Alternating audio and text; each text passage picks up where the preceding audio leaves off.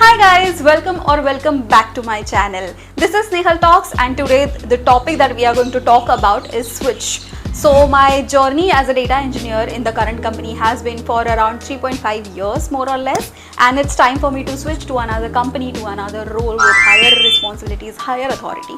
So I thought of documenting everything and guiding everyone who can get any help by this series of my switch.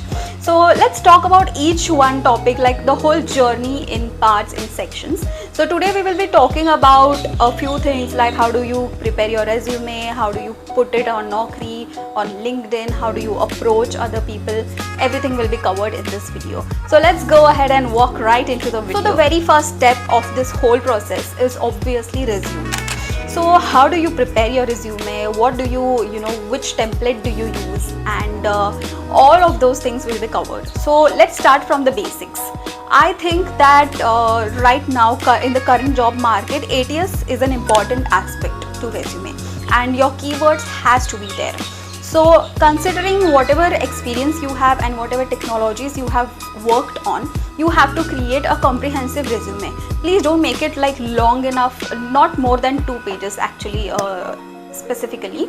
So don't make it beyond 2 pages, or even 1.5 pages more than enough if you have 3 to 4 years of experience. Of course, if you have more experience, you can elongate it because you have to accommodate your projects and your experience, but still try to keep it comprehensive. One more tip on resume will be, I use ChatGPT as in to just tweak my resume and to guide me according to the current mindset of the recruiters, like how should the resume be placed, formatted, which section should be placed where, what keywords to use, what keywords to use, how should we portray whatever we have done till date and everything. So if you want, I can also share a few prompts with you, and one of my colleague recommended this to me, and I think it's a very good idea to go through any AI agent to help us create a resume that will stand out. Okay, so the prompts are very simple, like consider your recruiter and what will you like in a resume, what will you select, which resume will you give first preference to, and according to that the AI will suggest us some tweaks in the current resume. So that was my first process. After the AI gives you a PDF, make sure that you go to Canva and edit it properly, format it properly, give proper spaces and everything, and make it visually appealing. So your resume is ready. Now in my case, my resume was only 1.25 pages because there's not much, like 2 projects and one more experience, but I tried to keep it as small as possible. How to place it and everything, if you have any questions about that also, you can ask me in the comment section. We will discuss about that later on. Okay, now second step is how do you upload it all to few apps like Naukri. If you are using Indeed, then Indeed, how do you upload it? So make sure that your resume is very well updated. You have put all your technologies, skills, your awards, your certificates, and your project brief. Okay, so and your personal information, contact details, everything. And once that is done, you put this resume in any you create one Naukri profile if it is not there already, and you put all these details also in the Naukri profile, so that you have in the Naukri also you have to put all your keywords as a skill in the skill section. That is also very helpful because that is how the recruiters will track you. And once all of that is done, your Naukri profile is ready. Put all the information, don't put too much details, but yeah, try to put all of it and make it like 100 or 90% complete profile. And then once you are done with the Naukri profile, you also try to search for data engineering or whatever jobs you are searching for, and try to apply all of them. You try to apply as much as you can, because initially you will not get proper responses, obviously, because of the market and there is huge demand and all of those reasons. But you try to apply on your end, you do your job, that is apply, keep on applying. You will receive invites or something like that, so just apply back and try to keep doing this every day. Go and just edit your Naukri profile so that it will be updated and it will be like fresh. So once you go to your Naukri profile, it should be coming like updated today, like that is a most recent updated version.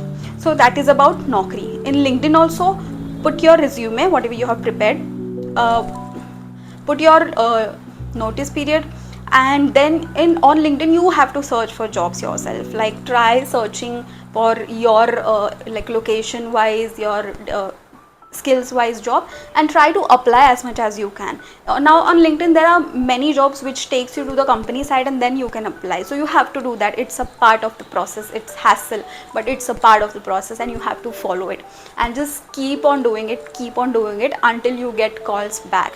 There will be 1 to I guess 50 ratio, that if you apply 50 to 50 companies, I guess 1 or 2 will revert back, otherwise most of them have nothing to say. So that's a tedious process, but you have to follow it to go somewhere, to reach somewhere. And in my case now I have reached to a position where I have applied almost 200 companies right now, and I'm hearing back now. Like now I'm getting calls from the recruiters, so now it is in a good position, I guess, the profile and everything. So now this is about how do you manage your social media for, and let's start with my first company which came for interviews, which was Accenture. So I got a call from Accenture. They asked me about my expectations, my tech stack, and they wanted someone with GCP knowledge. So I gave the first like preliminary information, and then they scheduled one online test for me. Now online test, I mean they sent me a link after a few days, and that link was valid for 3 days, like 72 hours. And I I studied before giving that test, because it was having GCP related things, coding questions, SQL, Python, and all of those. So if you need questions or everything in detail, if I remember a few of them, I will just let you know in the comments box if needed. Otherwise, once that online test was done, I got a mail that I'm selected to the next round. So I completed with the second round, which could logically be the first round, technical round. So in the first technical round, they asked me about my project, my experience, and there were few points in my project resume which was the highlight of my project. So they focused on that, and he already told it to me that we will be talking on these 4 to 5 topics. So PySpark was not there, Python was there, BigQuery was there, Airflow was there, and SQL was there. So we discussed on all of those things. I can remember the coding questions that he gave me. I was able to solve 4 out of 5, and other than that I fumbled in 2 to 3 questions related to BigQuery, because I have not worked much on it, but I have some experience of BigQuery. But if you need, I'll be giving that questions as well, so that you also know how to practice, what to practice. So yeah, that was my experience till date. Let's see however the application progresses. I'll keep on updating, and we will be together in this journey of switching. Now let's talk about how to prepare for the interviews, because in the companies we are working on the project, and it's repetitive work that we are constantly doing the same thing in the project. So we need to do some revision, and we need to prepare ourselves for everything right from basics for data engineering interviews. So what did I do? First of all, I know few topics that I have given in the resume, and I have to have good knowledge about those subjects or those topics, to be precise. So for SQL, I have used leaked code, I have used HackerRank, and I have completed almost 100 questions including both of those. For Python, I could not find any proper online compiler, but so I have I have prepared a list of questions that can come up and in Python coding, and then I'm preparing it on my own in the local editor, you can see, or using Google Colab is also a very good option for practicing Python. And for Airflow, I have used Airflow a lot in my project, so I have a very good idea of everything. So for Airflow, I just read the theory of it. And for PySpark, you need to go really deep, because PySpark architecture, performance tuning, all the partitions and everything is vast. So I prepared PySpark in a good amount of hours to learn or revise about PySpark. So yeah, that is how I prepared, and I have been preparing since I started this journey, and I will be preparing till I end this journey. One more thing from interviews, you get to know where are you lacking. So always make a note of where did you go wrong, what can be improved, and which part do you need more practice for. So from my first experience, I got to know that I need to know more about BigQuery. I need to know more about SQL also, like complex queries also I need to handle. So yeah, that's how you go and you learn and you keep on applying those learnings and you give a better performance next time and you keep on improving, and then one fine day you get offer that you always wanted. So yeah guys, thank you so much for watching this video. I know it was short, but it is a journey, it will be a series, and as soon as there are updates or there is any progress, I will be making such videos and keep updating you about the same.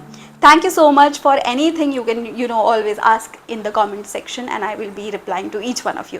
Thank you. Bye bye.